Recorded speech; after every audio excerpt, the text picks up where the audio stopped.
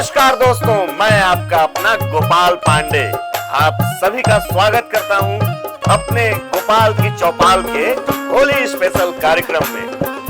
साथियों, आज हमारे साथ गोपाल की चौपाल के स्टूडियो में प्रमोद मिश्रा जी अपने होली के गीतों का प्रस्तुति देने के लिए यहाँ पे उपस्थित हुए हैं।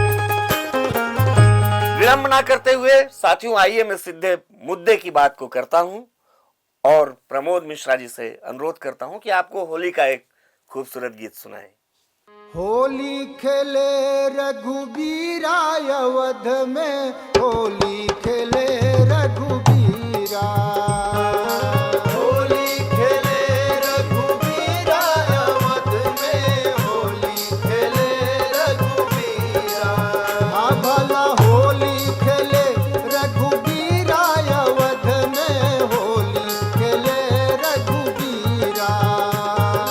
होली खेले रघुबीरा अवध में, होली खेले रघुबीरा।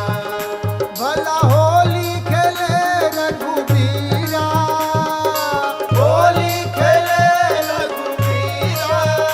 भला होली खेले रघुबीरा अवध में, होली खेले रघुबीरा।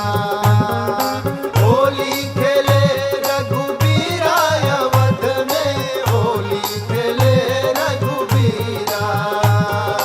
होली खेले रघुबीरा अवध में, होली खेले रघुबीरा।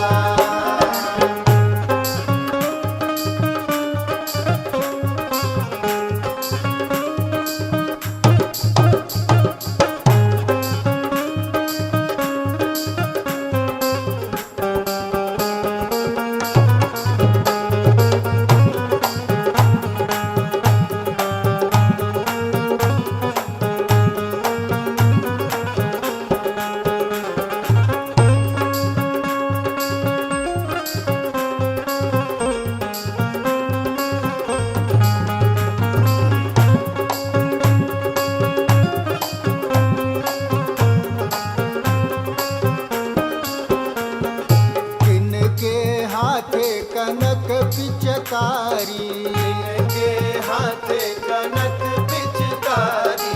किनके हाथे कनक पिचकारी, किनके हाथे कनक पिचकारी। किनके हाथे अबीरा, किनके हाथे अबीरा।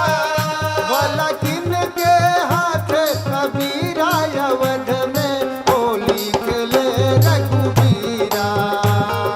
होली खेले रघुबीरा अवध में, होली खेले रघुबीरा। होली खेले रघुबीरा अवध में, होली खेले रघुबीरा।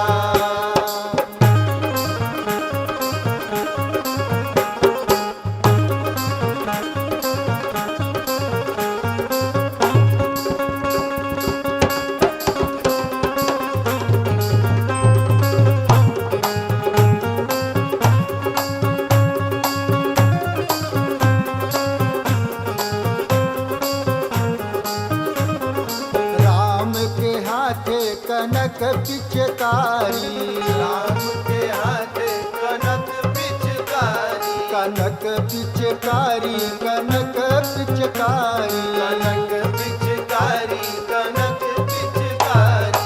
लक्ष्मण हाथे अबीरा, भला लक्ष्मण हाथे अबीरा। भला लक्ष्मण हाथे अबीरा अवध में, होली खेले रघुबीरा। होली खेले रघुबीरा अवध में, होली खेले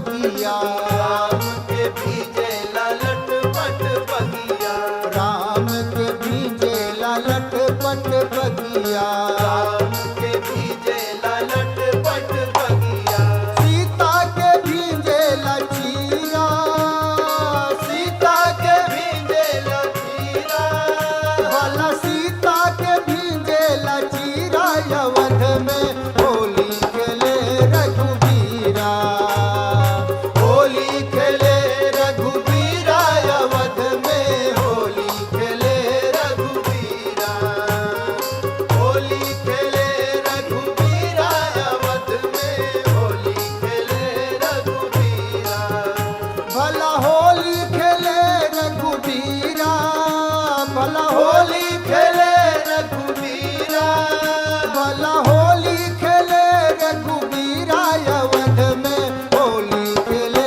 रघुबीरा, होली खेले रघुबीरा, अवध में होली खेले रघुबीरा, होली खेले रघुबीरा, अवध में होली खेले रघुबीरा, होली खेले रघुबीरा, अवध में होली खेले रघुबीरा, होली खेले रघुबीरा, अवध में होली खेले रघुबीरा, होली खेले रघुबीरा, अवध में होली खेले रघुबीरा, होली खेले रघुबीरा, अवध में होली खेले रघुबीरा। होली खेले रघुबीरा, अवध में होली खेले रघुबीरा। साथियों, सोचिए कितना पावन, कितना खूबसूरत ये गीत। स्वयं साक्षात नारायण प्रभु श्री राम अपने अवध में होली खेल रहे हैं। क्या जश्न का माहौल होगा, कितना पावन ये हमारा पर्व है। इसकी एक छोटी सी कथा है। हिरण्यकश्यप एक राक्षस था जिसके घर में एक धर्मात्मा पुत्र प्रहलाद पैदा होते हैं। पिता चाहता है कि पुत्र जो है वो अपने धर्म के कार्यों को छोड़ करके राक्षसी प्रवृत्ति को अपना ले, लेकिन जब ऐसा नहीं होता है तो हिरण्यकश्यप ये तय करते हैं कि वो अपने पुत्र की बलि दे देंगे। बहुत प्रयास करने के बाद भी जब वो प्रहलाद का बाल विवाह का नहीं कर पाते हैं तो काफी व्यथित रहते हैं और दुखी रहते हैं। इसको देखते हुए उनकी बहन होलिका अपने भाई से कहती है कि भैया आप क्यों चिंतित रहते हो, आपको तो मालूम है ना कि मुझे अग्निदेव ने वरदान दिया है कि अग्निदेव मेरा कुछ भी नहीं बिगाड़ सकेंगे, मैं अग्नि के तपिश को सह सकती हूँ, इसलिए आप आज ही चिता सजाइए। प्रहलाद को मैं अपने गोद में लेके बैठूंगी, उसमें अग्नि प्रज्वलित कीजिए, सुबह देखिएगा प्रहलाद जल के भस्म हो चुका होगा और मुझे तो वरदान प्राप्त है। हिरण्यकश्यप बहुत प्रसन्न होता है, चिता सजाया जाता है। होलिका बीच में बैठती है और प्रहलाद को उनके गोद में बैठाया जाता है, अग्नि प्रज्वलित की जाती है। अगले दिन सुबह देखा जाता है कि होलिका जल के भस्म हो चुकी है, लेकिन धर्मात्मा पुत्र प्रहलाद का बाल विवाह का नहीं हुआ है। साथियों, कहा जाता है ना, जाके राखे साइया मार सके ना कोई। तो जिसके सर पे साक्षात नारायण का हाथ है उसका अग्नि क्या बिगाड़े। अगले दिन सुबह जब ये पूरे गांव में हल्ला हुआ तो जो धर्मात्मा और जो धर्म के राह पे चलने वाले लोग थे वो सारे लोग आए, प्रहलाद को देखे, सकुशल थे। सभी की आंखों में खुशी की आंसू थी और सभी ने गुलाल और अबीर के साथ होली मनाया, एक दूसरे को मिठाइयाँ खिलाई। बहुत ही पवित्र और बहुत ही पावन हमारा है त्यौहार।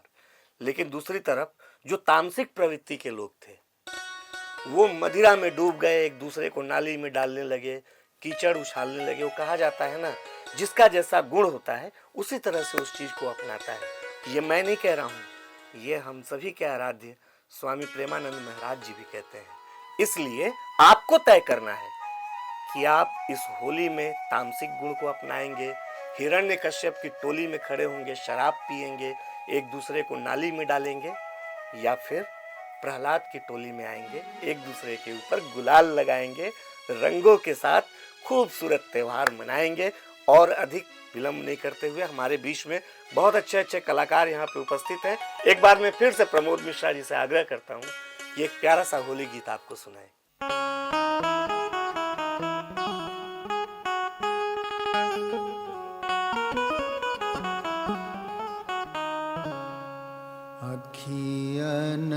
परत गुलाल अरे हाँ अखियन परत गुलाल अरे हाँ अखियन परत गुलाल लला ऐसी खेलो न होरी अखियन परत गुलाल अरे हाँ अखियन परत गुलाल।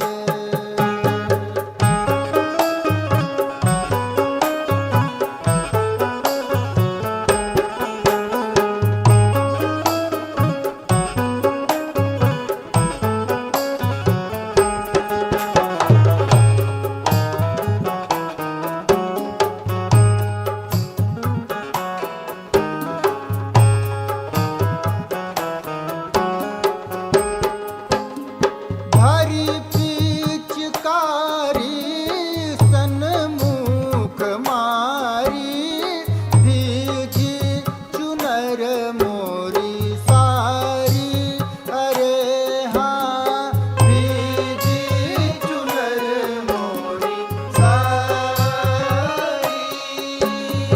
भरी पिचकारी सन्मुख मारी भीगी चुनर मोरी सारी अरे हाँ भीगी चुनर मोरी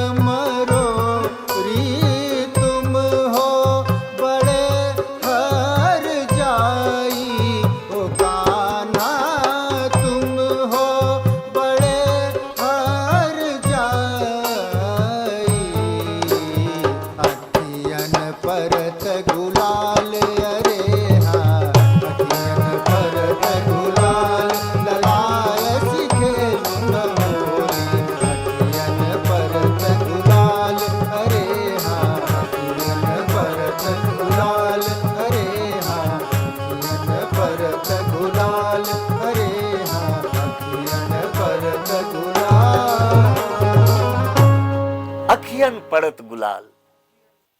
जितना खूबसूरत ये गीत है उतनी ही खूबसूरत रंग बिरंगी हमारी होली। और इस गीत के शब्दों का क्या कहना। आशा करता हूं आप सभी को हमारा ये कार्यक्रम बहुत पसंद आ रहा होगा।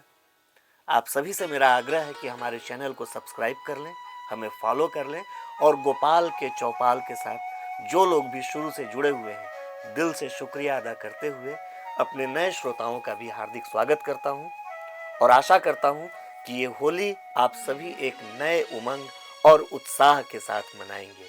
आइए कार्यक्रम को आगे बढ़ाते हैं, क्योंकि मैं जानता हूं आप मुझे नहीं, आप प्रमोद मिश्रा जी को सुनना चाहते हैं। इसलिए एक बार फिर से मैं उनसे आग्रह करता हूं, एक प्यारा गीत आप सभी के सामने प्रस्तुत करें। मोरी आंखों में डाले गुलाल, रसिया ना माने रे। मोरी आंखों में डाले गुलाल, रसिया ना माने रे। मोरी आंखों में डाले गुलाल, रसिया ना माने रे। मोरी आंखों में डाले गुलाल, रसिया ना माने रे। ना माने रसिया ना माने रे, ना माने रसिया ना माने रे। ना माने रसिया ना माने रे। मोरी आंखों में डाले गुलाल, रसिया ना माने रे। मोरी आंखों में डाले गुलाल, रसिया ना माने रे। मोरी आंखों में डाले गुलाल, रसिया ना माने रे।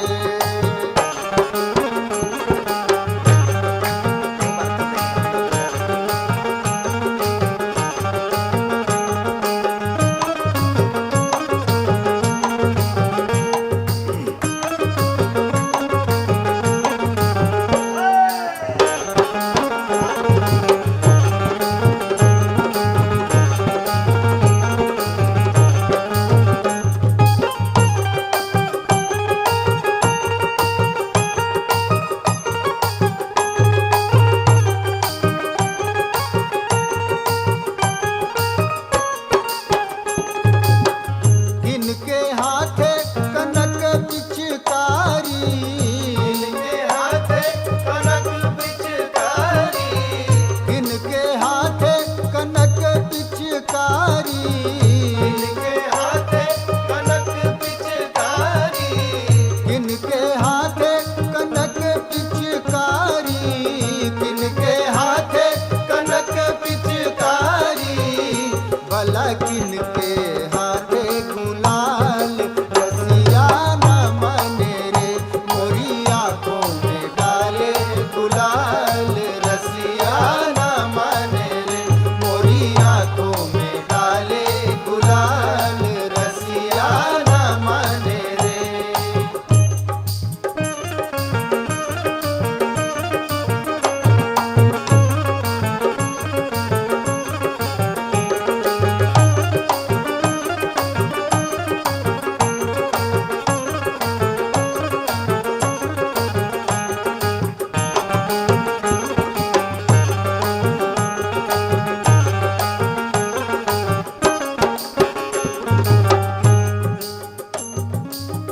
कृष्ण के हाथे कनक पिचकारी, कृष्ण के हाथे कनक पिचकारी।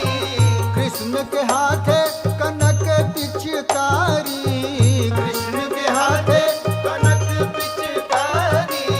कृष्ण के हाथे कनक पिचकारी, कृष्ण के हाथे कनक पिचकारी। भला राधा के हाथे गुलाल, रसिया ना माने रे। भला राधा के हाथे गुलाल, रसिया ना माने रे। मोरी आंखों में डाले गुलाल, रसिया ना माने रे। मोरी आंखों में डाले गुलाल, रसिया ना माने रे। ना माने रसिया ना माने रे, ना माने रसिया ना माने रे। मोरी आंखों में डाले गुलाल, रसिया ना माने रे। मोरी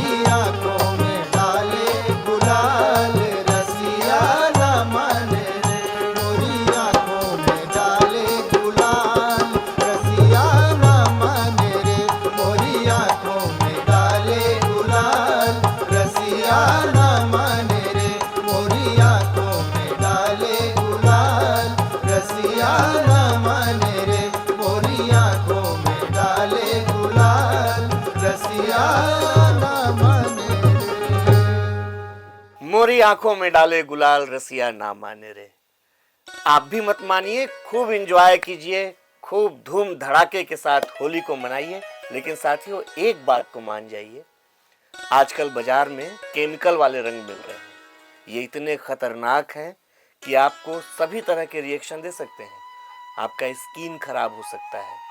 होली मनाइए फूलों से बने हुए रंगों से, गुलाल के साथ और अपने घर में तैयार किए हुए रंग से, क्योंकि हमें होली मनाना है और इस बात का ध्यान रखना है कि हमारे आसपास कोई दुर्घटना ना हो। इसलिए केमिकल वाले रंगों से कीजिए तौबा और फूलों से बने हुए गुलाल के साथ मनाइए अपनी रंग बिरंगी होली।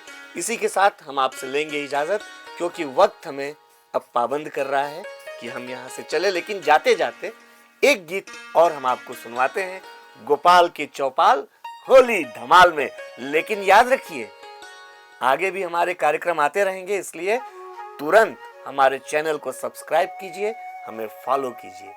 बहुत बहुत धन्यवाद।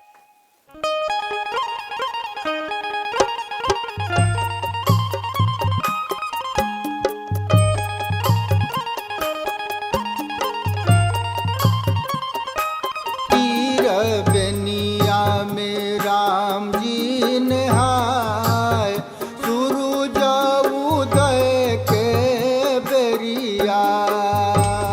तीर बेनिया में राम जी नहाय, सूरज उदय के बेरिया।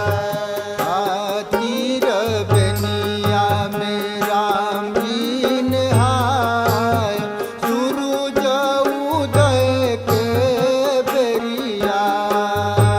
तीर बेनिया में राम जी नहाय, सूरज उदय के बेरिया। तीर बेनिया में राम जी नहाए हो। तीर बेनिया में राम जी नहाए हो। तीर बेनिया में राम जी नहाए, सूरज उदय के बेरिया। तीर बेनिया में राम जी नहाए, सूरज उदय के बेरिया। तीर बेनिया में राम जी नहाए, सूरज उदय के बेरिया।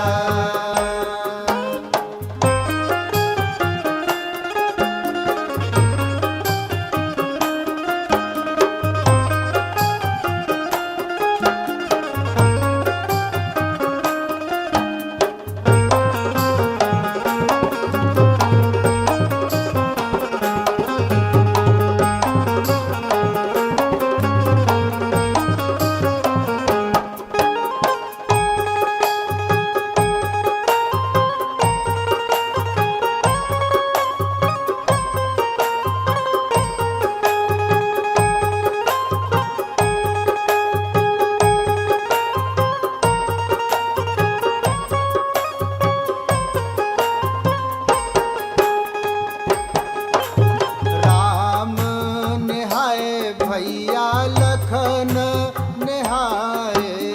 राम नहाए भैया लखन नहाए। राम नहाए भैया लखन नहाए। राम नहाए भैया लखन नहाए। और नहाए हनुमान हो भला, और